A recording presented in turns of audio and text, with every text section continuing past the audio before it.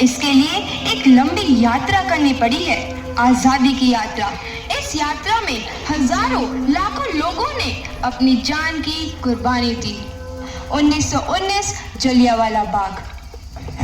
आज हमारे बैसाखी का दिन है, लेकिन पूरा पंजाब बैसाखी नहीं मनाएगा। हम सब बैसाखी नहीं मनाएंगे।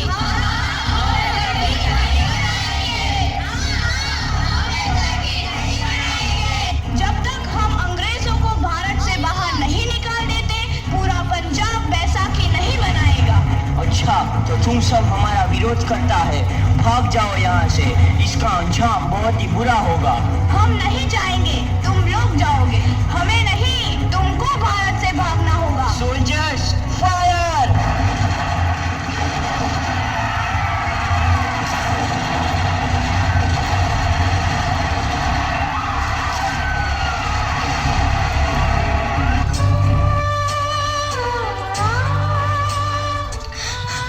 ये जमीन हमारी, ये धरती हमारी, ये खेत हमारे। अभी थोड़ी देर पहले हमारी ये फसलें लहरा रही थी, पर इन अंग्रेजों ने हमारी फसलें बर्बाद कर दी। इन अंग्रेजों ने एक ही झटके में इन सब फसलों को काट दिया। अंग्रेजों, तुम्हारे इस अत्याचार से हम डरेंगे नहीं। इस अत्याचार का बदला लेकर रहेंगे। हम आजादी लेकर रहेंगे। जलियांवाला बाग हर हिंदुस्तानी की आंख नम कर गया। इस कांड में कितने मासूमों की आहुति चढ़ गई, इतनी हैवानियत से इंसानियत कत्ल कर दी गई। जलियांवाला बाग के हत्याकांड ने आजादी की आग में घी देने का काम किया। मासूम औरतों, बच्चों की दर्द भरी चीखें और सिसकियां इनकलाब का गूंज बनकर उभरी। लाला लाजपत राय, भगत सिंह, राजगुरु, सुखदेव सरीखे क्रांतिकारियों ने भारत की इस जमीन से विदेशी दरिंदों को निकाल फेंकने के मंसूबे मजबूत कर लिए। 8 अप्रैल 1929 लाला लाजपत राय के नेतृत्व में साइमन कमीशन के खिलाफ एक भारी जुलूस निकाला गया। Simon commission, Simon commission, Simon commission, Simon commission, Simon commission, Simon commission, Simon commission, Simon commission, Simon commission. बेवकूफ इंडियंस, तुमको हमारी बात समझ में नहीं आती। Stop this. Simon commission. नहीं मानता। अच्छा, स्टॉप दिस। लाला जी, आप आगे बढ़ो, हम आपके साथ हैं। लाला जी, संघर्ष करो, हम आपके साथ हैं। लाला जी, संघर्ष करो, हम आपके साथ हैं। लाठीचार्ज करो।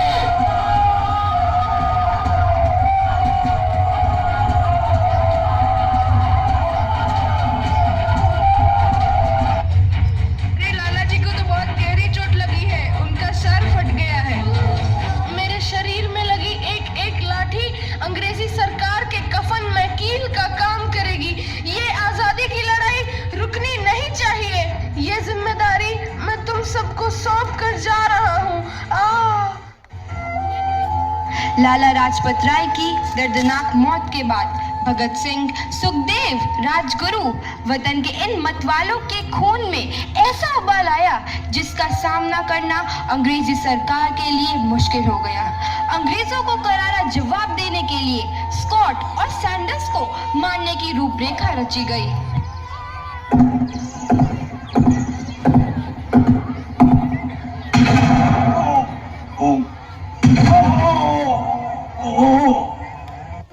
सैंडर्स मारा गया। चारों तरफ तहलका मचा था। दीवारों पर लिखा था, लाला जी की मौत का बदला ले लिया गया है। भगत सिंह समेत सभी वहां से फरार हो गए। 8 अप्रैल 1929 दिल्ली में ब्रिटिश सरकार की सेंट्रल लेजिस्लेटिव असेंबली की बैठक में 2 बम धमाके की आवाज सुनाई दी।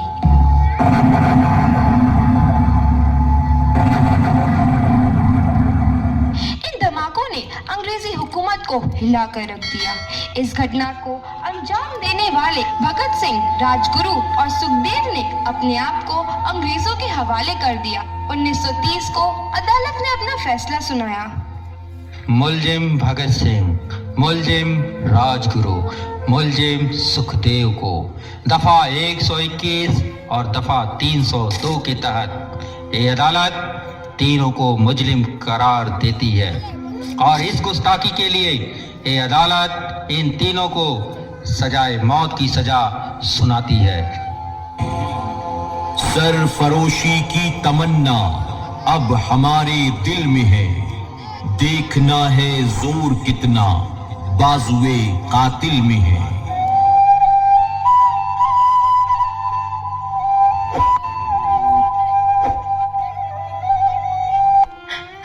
पुत्र की हाल है तेरा। मैं चंगा हूँ माँ, फिक्र करने की कोई गल नहीं। पुत्र, मेरा दिल तेरी तरह पत्थर दिल नहीं होगा। तेरी ये गला सुन के मेरा कलेजा फटे जा रहा है। माँ, मेरा दिल कोई पत्थर जैसा नहीं है, एक वतन परस्त का दिल है जो मेरे देश प्रेम के जज्बे को ताकत देता है। बेटा, मेरा लाल। माँ, आज मेरी तपस्या पूरी होने जा रही है। जे तू रोई तो मैनू तकलीफ होई। सोच, तेरा पुत्र आज शादी करने वास्ते जा रहा है। फर्क केवल इतना है, वो घोड़ी पर नहीं फांसी पर चढ़ने वास्ते जा रहा है। आज तू क्रांतिकारी की माँ है, कल तू एक शहीद की माँ होगी। माँ। पुत्र भगत, तू इतनी छोटी उम्र में हम सबको छोड़ के चला जाएगा। तूने जिंदगी में देखा ही क्या है पुत्र? मैंने अपनी माँ देखी है, जिसने मुझे एक ही बात बताई है कि बेटे, अपने देश के लिए एक बार मरना 100 बार जन्म लेने के बराबर होता है। अच्छा माँ, अब आशीर्वाद दे, आखिरी बार विदाई लेने का समय आ गया है। भगत, मेरे लाल।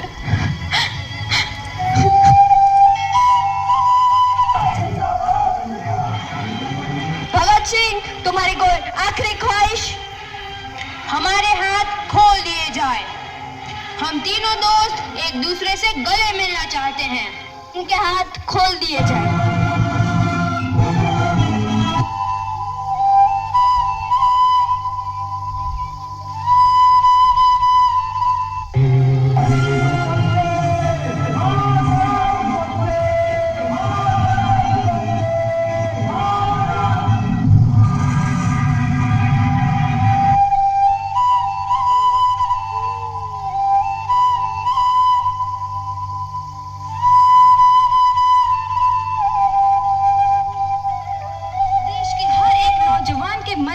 आजादी की नई उमंग हिलोरे लेने लगी। अंग्रेजों भारत छोड़ो का नारा जोर पकड़ रहा था। सबने एक आजाद भारत का सपना देखना आरंभ कर दिया था।